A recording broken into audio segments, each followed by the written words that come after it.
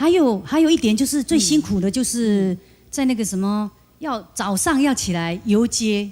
游街示众，要这样挥手挥手。对，有的那个小卡车坐在上面，接力宾馆。我就是一天要跑3场嘛，对不对？那时候我很忙，我先生是很喜欢跳舞啦，喝咖啡啦。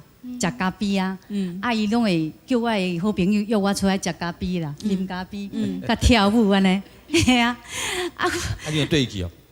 我毋是安尼就对去啊啦，我想讲歹势啊，迄阵都介熟悉啊，你放我的歌，做一歌星要互伊放伊的歌，唔肯。嘿啊，毋是啊，我歹势甲摕啊，所以他就寄了一箱很大箱的东西，那里面什么日常生活的东西都有，日常用品。对，牙刷啦、毛巾啦，还有什么小孩子弹的那种钢琴啊、泡面啊、帽子啊，或者什么小夜灯啊，你想得到的东西什么都有这样子。那他就包了一台计程车，他人也没有到，然后就叫计程车到梓官，然后就问说，被叔叔妹刀。你的故事，动人的乐章，真像音乐王。真相乐王今天4代同堂，四代没有啦，3代啦。哦，对啊，你们3位是1代，我是1代。这2位很难得上我们节目啊。对啊，他们真的是代表了2个时期。真的。西庆小姐好。西庆姐你好。鹏哥你好，还有庆宇你好。第一次见面哦。对，第一次。久仰。我大部分都是唱布袋戏这样，布袋戏主题歌。伊人较高伊。比较会害羞。害羞。边迄个较皮哈。旁边那位就不会害羞了。珍姐好，还有各位电视机前的观众朋友大家好，西星姐好。西星姐她以前唱那些布袋戏的歌，虽然我没有听过，但是我爷爷以前很喜欢看。对啊，我阿公大概那表示就是我很老的意思，不要抓狂。不是啦，就是以前有一些歌，对比较。古老一点的歌，可是有很多我们现在也听到啊，因为大家都在传唱这些歌曲，对，都在重复唱。要讲这些成名曲，其实一大串可以讲。你今天挑哪一首帮我们讲？我现在挑的是《可怜酒家女》。可怜的酒家女啦。对。后来要唱这首《可怜酒家女》，伊讲要找人唱安尼。我这个好朋友给我介绍，然后介绍甲黄俊雄熟悉安尼。就是他先生啦。对，就是现在。他唱那个歌以前都不认识。我现在的先生，那时候不认识。然后，我就是说，好了，那他一直鼓励我，这个好朋友一直鼓励我，叫我说你不要失去这个机会啊。伊讲你不一定唱这首歌会做轰动的安尼啦。然后我就答应他了，我说好，那我就去了。有一天还有2位女孩子，连我一共是3个，要挑一个就对。对。就有一天就约在那个什么西门町啊，还要面试。对。约在西门町的一家那个咖啡厅。在那边唱给他听这样。我那时候是乡下女孩子，你知道吗？就瘦瘦的，又黑黑的，又不敢讲话，很内向，很会害羞这样。然后他现在还是很害羞啊。现在还是这样，对啊，真没用。那时候是你们第一次见面了，是不是？对，第一次跟我先生认识的。他就问我说：“你是哪里人啊？”我说：“我是云林县人。”这样，他就你是云林县人，那就跟我同乡啊。这样，因为他也是云林县虎尾的人嘛。我是斗六乡下的人，这样。然后他就觉得同乡的，他就回去以后就告诉我那个好朋友。就打电话给我说，决定选我这样，选我唱这一首《可怜酒家女》。然后我就去录了，录了以后，他放在那个布袋戏里头叫，这一出戏叫《六合三侠传》。六合三侠传。然后就放了，在这一出戏里头放了差不多2个礼拜吧。也是没有什么反应啊，没有什么反应。那我这个好朋友就被这个老板娘骂得要死。那结果后来就给黄俊雄讲说，老板娘一直骂说这首歌啊没有什么反应这样。那我先生就一直替我想办法说这首歌一定要给他捧红这样，改捧红的红啊呢，这条歌，啊，伊就会去想办法，等下想一个故事，并这个江湖一闪光胭脂虎那边出来，伊就功夫做好诶，就是就等下拍。出来就一首，出来就这一首歌就出场的时候哦，所以一开始最早时候放这个歌的时候，还不是用来当出场的，就是普通这样放一放。本来是也有，但是他就是想加强他的声势就是了，个性，对，突出，他那个剧情给他加强啊，所以那个印象互人可以加强较深的就对，加强印象安尼啊，结果这条歌就差不多3-4天后，3-4天后。哦，就很红了，真轰动啊！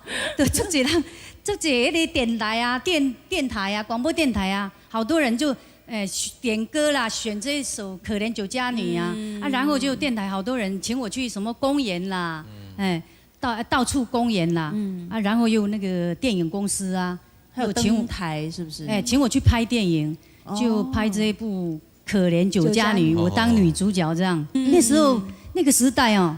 很风行电影随便登台，对，就是歌星有照片哦，随便登台时候的照片，女主角就是这个样子。那时候这个时候不是，这个时候是在那个今日公司凤凰厅、凤凰歌剧院，唱歌，西门町呀，在那边舞台唱歌。这个时候呢？这个时候也是。哦，就是拍片的时候出来外面拍，就是拍《可怜酒家女》的时候啊，拍那个相片这样。听说那个时候登台好轰动，然后好红都要跑很多场，对不对？对，还有一点就是最辛苦的就是在那个什么，早上要起来游街示众，然后要这样挥手挥手。对，有的那个小卡车坐在上面，接力宾馆。我就是一天要跑3场嘛，对不对？那时候我很忙，我先生是很喜欢跳舞啦，喝咖啡啦，吃咖啡啊。阿姨拢会叫我的好朋友约我出来吃咖啡啦，啉咖啡，甲跳舞安尼。嘿啊，你有对起哦？我唔是安尼就对起啊！我想讲歹势啊，迄阵都介熟悉啊，爱你放我的歌，足一歌星要互伊放伊的歌。唔肯。嘿啊，唔是啊，我歹势甲退啊，所以若你叫我要啉咖啡还是跳舞哦，我一定爱甲答应，陪去跳舞啊，喝咖啡啊，不然我那时候歌是恶势力，给他放啊，然后就随便登台，他找我也比较没有时间嘛，没有时间陪他了，然后他就一直想办法，后来还有一首《相思灯》，相思灯他就想办法说还要唱一首《相思灯》，就跟我那个好朋友讲，约我到那个北投啊。北投哪里？眼睛瞪那么大干嘛？北投哪里？这个问题很严重哦。北投是，他是开一间房间，是有旁边还有人，不是这样，你不要紧张，还没讲完，北投开一间房间，然后呢？他还有约我的好朋友啊，还有编曲的啊，编曲家，还有你的母亲啊，有没有？没有啊，那时候不需要母亲，是有编曲家啦，还有那个好朋友去啊，就是他这样他说比较有灵感，然后去那边就想这个相思灯。做这个曲子，还有做歌词这样，然后请编辑什么先回去，对，找他们去买槟榔啦，买什么的这样子，没有，大家都在那边。当初那时候我不晓得他是对我有意思，所以你真的是我不晓得是从那时候以后就没事就去北投就对。不是啦，就是从那时候他就开始对我有意思，就从那。开始谈恋爱，以前他就对你有意思，是那次以后你也开始对他有意思。就是从那时候才知道他也对我有意思，我才对他有意思这样。不然我不敢啊。你还记不记得黄先对你讲的第一句爱慕的话是什么？我不知道。女生最有感觉，怎么会不知道？女生应该都有感觉。但是，今年啊就爱听啊。没有表示的动作啊，这动作可以，动作也可以，动作要表现出来。可以，碰个你就委屈一点了。我这边是4000，你黄俊雄，不要啦，不好意思啦。没关系啦，都没有人在看。不行，让我没事。我连刚叫你来跟你讲，来试试看。好啊，伊是甲你迄落还是？就直接演就好了吧，不用讲了，就直接演就好了。不要了，不好意思。不会了，那很严重哦，不好意思，就是很严重哦。碰哥你在，他是谁？现在就是可能就他加入。是那个胭脂湖。哎呦，胭脂湖先生，你好，你好，小姐。但是小姐不是先生。有。好，哇，你要小心。你基本吼，你唱可能就加入。我人。你要请呢？我请好。哦。那演技好呢？我先出场。哎，给他一个开场白。你要人好哦。老家可怜的酒加入正是啊，12月将推入火坑，将带去北投。落歌啦，看啥？少年人有情有义，付出爱情深。掌声鼓励。谢谢。就真生，好。这真重啊。真重啊，系啊。不得我去做个重。因为这一身差不多有两尺八的。2尺8啦。嘿，今嘛现在比是不是蛮大的？哎，对，以前比较小。对，哎，以前木偶比较小。现在这些布袋戏，这眼睛还会动，好有表情。他的眼睛还会动，嘴巴也会动，也会动。对哦，对，你看看，哎，嘴巴还会动。哦，好。眼睛还会眨。今晚换这16岁查某囡仔来讲，孙淑妹就你。我今天要讲的这首歌呢，是我第2张专辑里面的一首歌。那这一首歌的曲名叫做《温情无人可比》。哦，这是写爸爸的一首歌曲。对，那这一首歌是有一个家庭主妇写的，蛮特别的。对，那这首歌歌词是写说他小时候就没有妈妈，那就爸爸抚养他长大这样子。然后这首歌刚好我有一个同学，他也是这样子，有一点类似啦。对，我有个同学，他在他很小的时候，那时候他们家庭还蛮幸福的这样子。那他爸爸就在外面上班呐，那工作很忙碌，每天都要加班很晚才回来。那他妈妈在家里面也没有闲着，就是开一家那种家庭式的理发院，一边帮人家理发，那一边就是照顾小孩子这样子。日子过得很苦了。对，蛮苦的。那时候，他妈妈就是还蛮年轻的，因为刚结婚嘛，那年纪还蛮小的，算蛮早就结婚。那因为那时候他妈妈在开理发院嘛，就有很多那种爱慕者、仰慕的人去那边让他剪头发。那时候就有一个开计程车的年轻人吧，年纪比他妈妈还小，对，然后每天都会去找他妈妈这样子。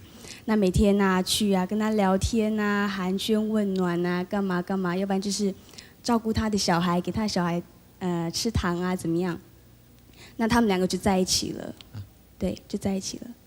对，那有一天他爸爸下班回来之后，看到这样的情形，他妈妈和那个男生在一起，结果他爸爸很生气，就把他赶走。对，那他们家有3个女儿，对，那我同学他是算最小的一个，那时候赶出去了之后，等他们长大，我同学长大了之后，他爸爸很后悔，因为从小就没有妈妈照顾嘛，那蛮可怜的每一个同学都会讲这样子，然后每次母亲节到了就人家就在世上只有他就也不知道带白花好还是带红花好，都不知道怎么对。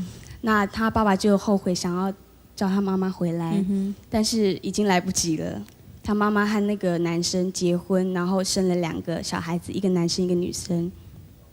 对，那时候，可是他妈妈在那边生活也不是过得很好，就是每天被那个男生打骂，因为家庭不是很好嘛，那又开计程车没有钱，没有什么，然后就每天打他妈妈。那他妈妈每次被那个男生打，就想到他女儿，然后每次就会回来打电话，偷偷打电话回家，然后就跟他女儿讲说，他要在哪个时间，然后哪个时候到学校里面接他们，这样子。那他妈妈到我们学校的时候，都是戴着一个很大很大的墨镜，因为都被人家打嘛。那因为他们出去的时候都忘记告诉他爸爸，那他爸爸下班很辛苦，下班回来之后还要煮菜然后洗衣服、洗碗，然后整理家里面整理完，然后在那边等他们吃饭。然后他们玩回来已经很晚很晚了。那时候回来的时候看到他爸爸还在家里面，然后家里的灯还是亮着的，还在家里面等他们吃饭。然后他们那时候回来的时候就很感动，虽然他们没有很幸福的家庭，但是他们有一个很爱他们的爸爸。那我在录这张专辑的时候拿到这首歌，然后我就唱给他听，他当场就哇哭得很厉害。我说歌写的跟他的遭遇蛮像的，哦、对，只是他是有妈妈，但是他妈妈没有在他的身边，所以唱这个歌的时候也格外投入。对，我就听到他的故事，因为刚开始唱的时候我也无厘头啊，因为我自己家庭蛮幸福的嘛。很多人误会说是不是唱个歌是因为孙淑媚本身是那种遭遇？对，因为我有拍 MTV， 那 MTV 里面我有自己演，那跟一个好像那种老的啊，然后演警察的爸爸演，那演的也蛮温馨的。那这首歌又是写说，我没有妈妈，也不是说我就是这个歌词里面没有妈妈，那只有爸爸照顾他这样子。那就有一些妈妈看到 MTV 之后就打电话来公司，然后跟公司的人员讲说，哎呦那个淑媚哦，没有妈妈没有关系啦，还是有很多歌迷支持她这样子。然后那时候公司的人听到就好奇怪，为什么会这样子的反应？公司现在要帮孙妈妈出一张专辑，妈妈的心声。然后那时候他们还讲说，如果有需要的话，要帮我成立一个基金。哎呦，对。然后那时候照顾你的，对公司的人听的真的是哭笑不得。对，那还有一个台中的歌迷更热心，他真的以为我们家是那种很清寒啊，然后我从小就没有妈妈，那只有爸爸照顾我，然后很可怜才出来唱歌那种的。那结果他就寄了一箱很大箱的东西，那里面什么日常生活的东西都有，日常用品，对，牙刷啦、毛巾啦，还有什么小孩子弹的那种钢琴啊、泡面啊、帽子啊，或者什么小夜灯啊，你想得到的东西什么都有这样子。那他就包了一台计程车，他人也没有到，然后就叫计程车到梓官，然后就问说，买孙淑媚刀。哦，去整个头他们听得知。嘿，对，讲买孙淑媚刀，然后他就找嘛，那个计程车司机就找啊，然后很多，因为我们乡下比较热情啊，然后听到歌星的名字就我怎样的，对，这样你就会这样告诉他，然后他说他就拿了一箱东西就放着，然后就走了。然后那时候我们打开的时候觉得好奇怪，然后旁边还附上一封信，叫我一定要收下他的小小的一点心意，对。那时候我看了之后觉得好奇怪，我们家有这些东西啊，为什么要寄来这样子？然后他每次都会就是送一封信来我们家，还不止一次，常常这样子，还叫计程车从台中到梓官算是蛮远的，包计程车都要5-6千块有吧？对，那时候我们就跟他讲啊，就写信跟他讲说，叫他不用操心，我们家不是这样子。结果他不相信，就是不相信。就有一次他真的来我们家，然后看到我姐姐，然后我姐姐就跟他讲一些话，然后看到我们家看一看，就笑一笑，很尴尬就走了。对，我就想他寄来了。对，我想他可能回去的时候会觉得，害我还破费花那么多钱。不，很热情了，对，蛮热情的啦。我觉得蛮温馨的，我觉得社会还是有温暖的。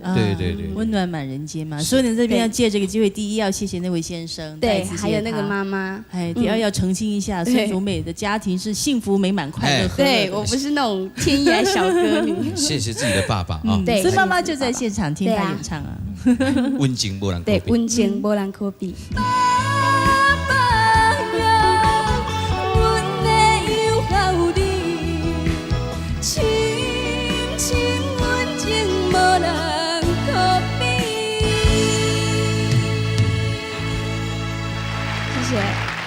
真的，难怪人家会误会。对，太投入了。表情各方面都很投入哈。对啊。好，有一天我们希望这个孙爸爸、孙妈妈都一起来上节目，哈。谢谢两位上我们真相音乐王。谢谢。美丽的故事，动人的乐章，真相音乐。